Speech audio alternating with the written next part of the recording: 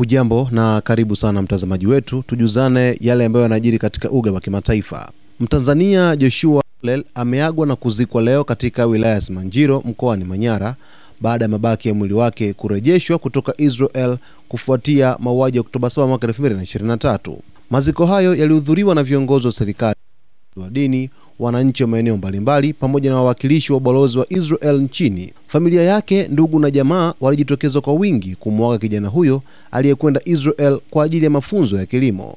Mwili wa Joshua uliwasili nchini jana Novemba 20 mwaka 2025 kupitia uwanja wa ndege wa kimataifa wa Kilimanjaro KIA, ambapo ulipokelewa na familia pamoja na maafisa wa serikali. Kabla ya kusafirishwa kutoka Israel, ubalozi wa Tanzania nchini humo uliandaa ibada maalum ya kumuaga katika mnara wa kumbukumbu wa Tel Aviv.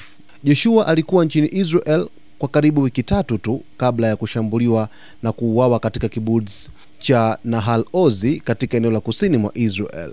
Alikuwa akifanya mafunzo kwa vitendo katika shamba la kijiji hicho aliposhambuliwa na wanamgambo wa Hamas tarehe 7 Oktoba mwaka 2023.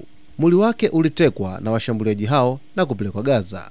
Serikali ya Israel ilithibitisha kurejeshwa kwa mabaki ya mwili wake mnamo Novemba 19 mwaka 2025 chini ya makubaliano ya usitishaji mapigano yaliyosimamiwa na Marekani. Baada ya kufanywa uchunguzi wa kitaalamu katika kituo cha kitaifa cha uchunguzi wa vinasaba, familia ilithibitishiwa rasmi kuwa mabaki hayo ni ya Joshua. Katika makubaliano hayo, Hamas ilirejesha miili ya mateka 19 wa Israel pamoja na miili ya raia watatu wa kigeni, raia mmoja wa Thailand, mmoja wa Nepal na Joshua kutoka Tanzania, wakati Israel ikikabidhi miili ya Wapalestina 285 hadi sasa.